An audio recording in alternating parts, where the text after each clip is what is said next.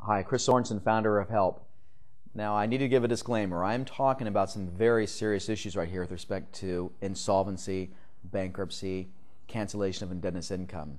In fairness to those people that support me and finance our program, I need you to know that I'm not giving any legal or tax advice, and that each and every one of you need to seek the counsel of a tax professional, either an enrolled agent with the IRS, a certified public accountant, or a tax attorney.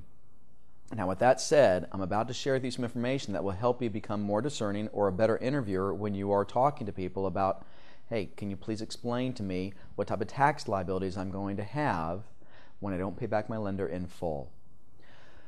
Again, by repeating, you need to understand whenever you don't pay your lender back 100 cents on the dollar for whatever money you borrow, that's referred to as cancellation of indebtedness income.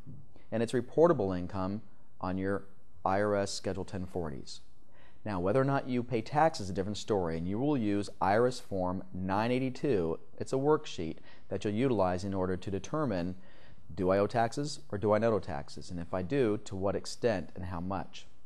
One of the things that you need to be aware of when you're talking to your CPA is ask them about the Internal Revenue Code, Section 108A1B. That's IRC 108A1B. This defines, or discusses, I should say, insolvency. Insolvency is a little known ruling by the IRS that is defined as follows.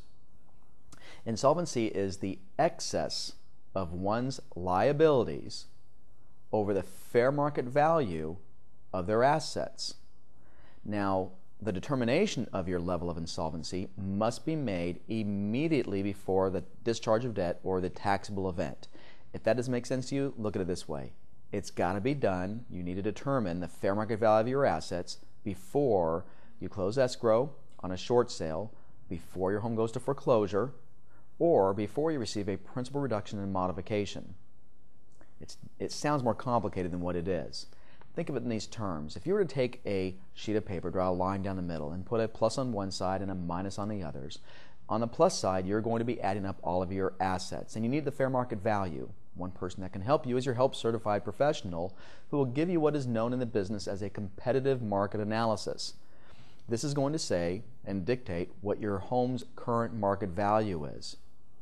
Now, you're also against that are going to be checking your liabilities, which of course is the loan amount that is on that asset. Also, you can go to Kelley Blue Book online or its equivalent and determine the fair market value of your auto. But please be advised, in discussing this issue with the Internal Revenue Service, you need assistance because you need to factor in all of your assets. That's going to include any type of heirlooms, any stocks, bonds, 401ks, retirement accounts, etc., including but not limited to socks, underwear, the forks, the spoons, the knives in your drawers if they have any value. In a worst case scenario, if you were to be audited, think of it in those terms, you want to know and be able to document what was the fair market value immediately before the discharge of debt of all of your assets compared to the liabilities. So once again, if you add both of those columns up, to the extent that your liabilities are greater than your assets, you are technically insolvent. Now think about that for a moment. You didn't file bankruptcy. You've had a taxable event, and let's say that you sold your $200,000 home, but you owed $300,000 on the loan amount, and the lender cooperated. That's cancellation of indebtedness income of $100,000. But if you are technically insolvent by $100,000, yes, you have to report that $100,000 as income, but utilizing IRS Form 982, you can offset it with your level of insolvency. So there's a little gift for you. You make sure you talk to your CPA, interview them, confirm what I'm telling you, but it's right there in the Internal Revenue Code, and it's there for your benefit.